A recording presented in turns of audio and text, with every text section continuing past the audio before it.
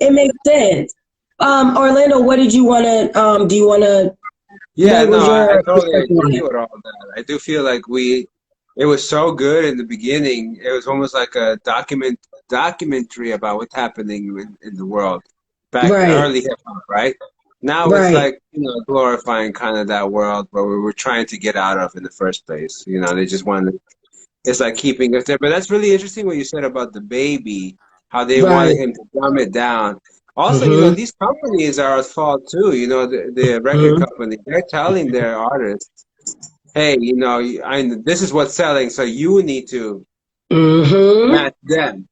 Oh, they've been Yep. doing that for The years. Kendrick and J. Years. Cole are kind of a rare thing, to be Right. successful as much as they are. But Right. these record companies are telling these artists, hey, we need you to sing this because this is going to get more money. Don't sing about that other Right. stuff. That's not going to Right. get you money, Right. and maybe these artists Or don't want to do it, It's or gotta. they right? might But be they have like, a contract. or they might be like, we already got those artists already. We already got them. We got Yeah, the what do you call it? The conscious ones. Right. How are you different? But like, yeah, Right. it's about a grand appeal. It's about being able to appeal to multiple different types of people as opposed to just this one particular type of people. You know what I mean? Right. So like, in order for us to be able to get everybody to sing your lyrics and for it to become a little bit more of a popular hit, then yeah, you got to dumb it down where everybody can sing it as opposed to Catchy. just this demographic singing it. And so Right. it makes it a little bit more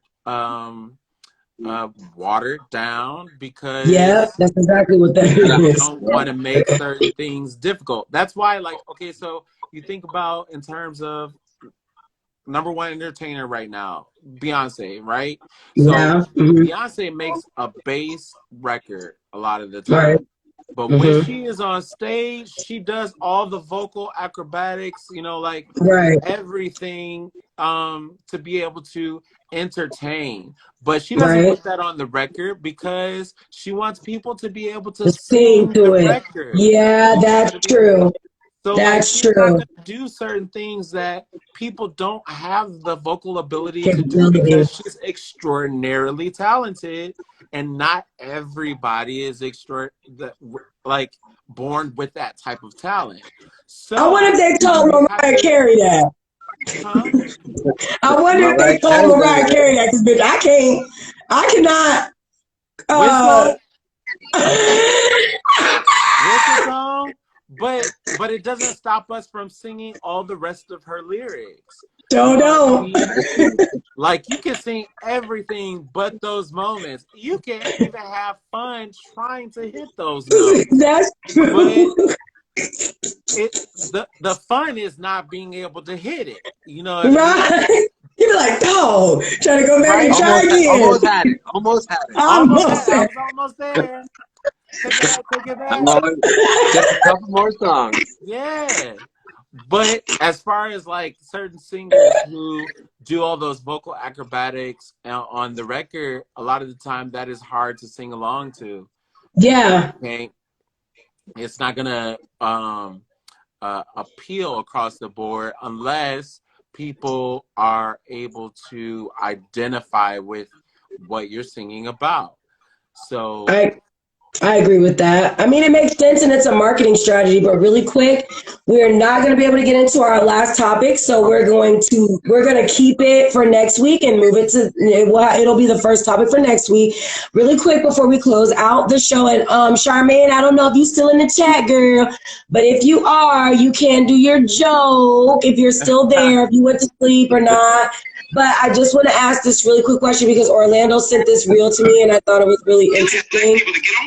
But it's a gentleman speaking here saying that black murder is a marketing strategy. Just going back to the whole situation that happened with Migos member Takeoff, rest in peace. I'm just going to show this really quick little piece of information and then we'll just give our little quick opinion. We do have black people that get on the radio every day in white-owned companies, white-owned stations with white-owned sponsors that play the role of hypersexualized, hyper-criminalized male. I asked these advertisers, I say, I've got hundreds of songs a day that celebrate killing animals. Will you put them on your station? They said, no. I got hundreds of songs a day that talk about assaulting women and abusing kids. Would you put them on your station? They said, no. I said, I got hundreds of songs a day that talk about murdering blacks. Would you put them on your stations? They said, well, that depends. Depends on what? Who it's done by and who it's branded for. Because if we can get black folks to sing about it, we can brand it for our youngest black audiences, I think there's money to be made. I think there's American appetites to see these people that way. I said, how can you say that? They said, well, look, it's what these artists know. It's what they, black people, create. It's, matter of fact, our surveys say it's what they want to hear, which speaks of a sickness. How do we live in a society where somebody says, you know what, I'm inspired to write a song that celebrates murdering another person. And then a person says, I'd like to put that on my station. Another person says, I'd like to pay for it. And then there's people out here in the audience that go, I'd love to hear it, as long as it's black guys. Because even white people buy rap music, buy this type of stuff, because we know that when we want to hear about killing each other, we know who to turn to for that type of inspiration. We call it our music. We say we own it. White people buy more rap than black people. Yeah, but we're very careful to turn it down at the stoplight when other black people are there. Why? Because we know we're just pretending. For them, it's more authentic and real. I always ask the companies, what about your name? What